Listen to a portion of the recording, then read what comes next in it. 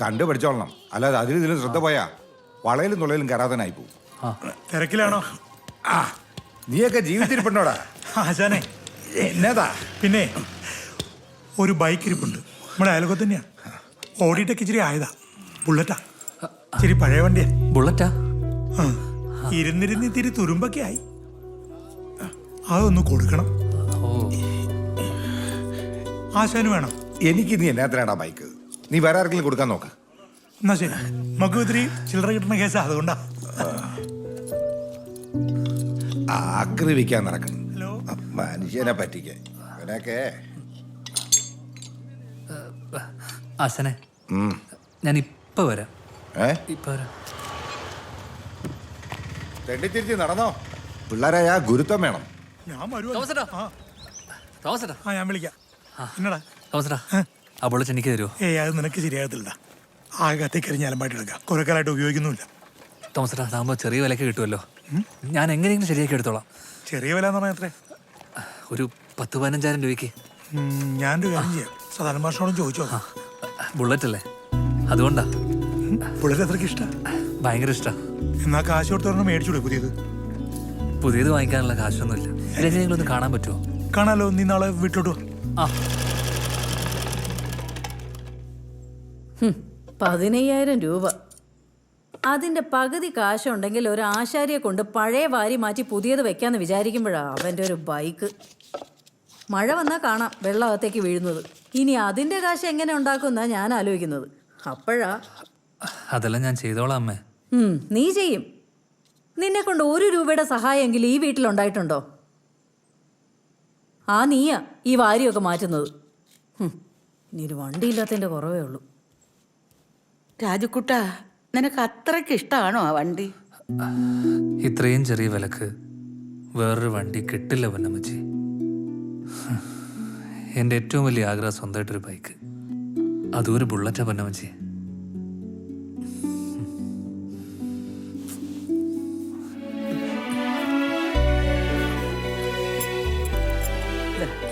വിൽക്കുകയോ പണയം വയ്ക്കുകയോ എന്താണെന്ന് വെച്ചാൽ ചെയ്തോ.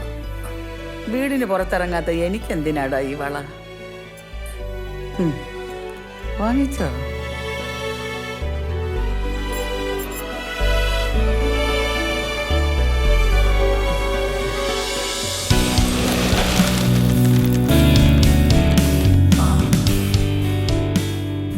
എല്ലാം കണ്ട് ബോധ്യപ്പെട്ട് ഇഷ്ടപ്പെട്ടെങ്കിൽ മാത്രം മേടിച്ചാൽ മതി.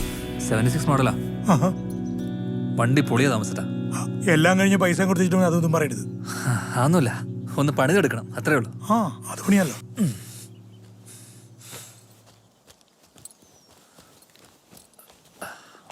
ഓക്കെ.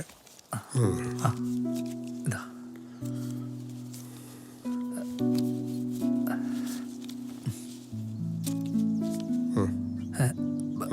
മേടിച്ചോ. ഇത് മതി. ഹലോ, അങ്ങോട്ട് മേടിച്ചു.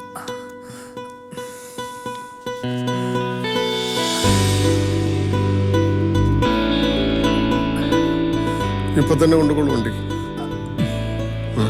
കേട്ടോ.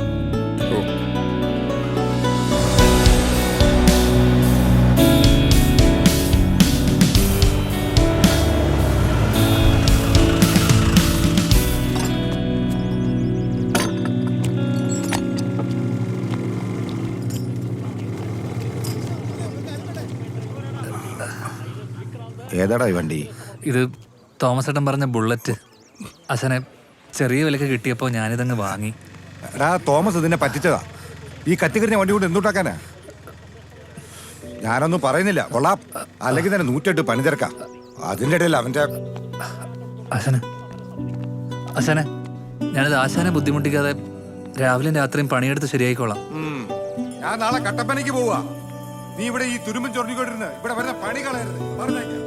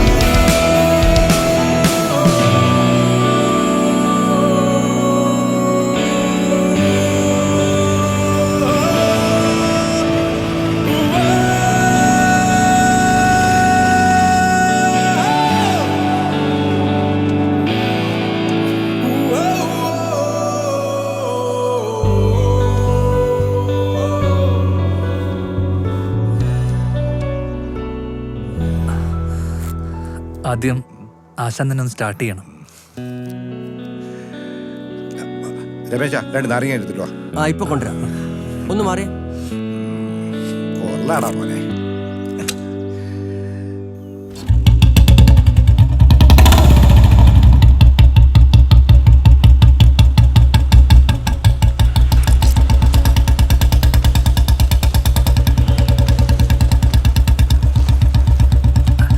ആശാനെ വാ പോവാം.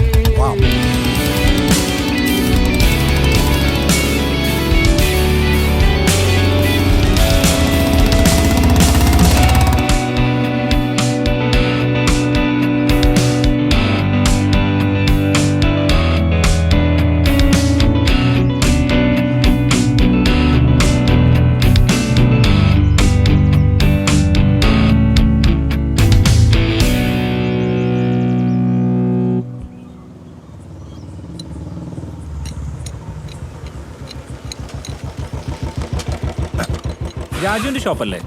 എന്താ രാജുവിന്റെ? രാജുവിന്റെ ഫേസ്ബുക്ക് പേജിൽ മോഡിഫൈ ചെയ്തൊരു ബുള്ളറ്റിന്റെ ഫോട്ടോ കണ്ടു. എന്നാൽ ഈ വണ്ടി അങ്ങനെ ചെയ്യാൻ പറ്റുമോ എന്ന് അറിയാൻ വേണ്ടി വന്നതാ. മോഡിഫൈയാ? അതൊന്നും ഇവിടെ പറ്റില്ല. കേട്ടോ രമേശ, ഇന്ന് രാവിലെ വേറൊരുത്തരും ഇതൊക്കെ തന്നെ പറഞ്ഞിട്ട് വന്നായിരുന്നു. അനിയന്മാരെ, നിങ്ങളെ വണ്ടിക്കുള്ള കുഴപ്പമുണ്ടെങ്കിൽ പറ, അത് ശരിയാക്കി തരാം. അല്ല പിന്നെ അയ്യോ ചേട്ടൻ ചെയ്യണ്ട, രാജു തന്നെ ചെയ്യണം. പൈസ ഒരു പ്രശ്നമാക്കണ്ട. അതൊന്നും ഇവിടെ പറ്റില്ല കേട്ടാ. പോ. എന്നാ പിന്നെ രാജു ഉള്ളപ്പോ വരാം. ചേട്ടനൊന്ന് സമ്മതിപ്പിച്ചാൽ മതി. സഞ്ജുവേ പോവാ. എവിടുന്നാടാ ഈ പടുവകള്?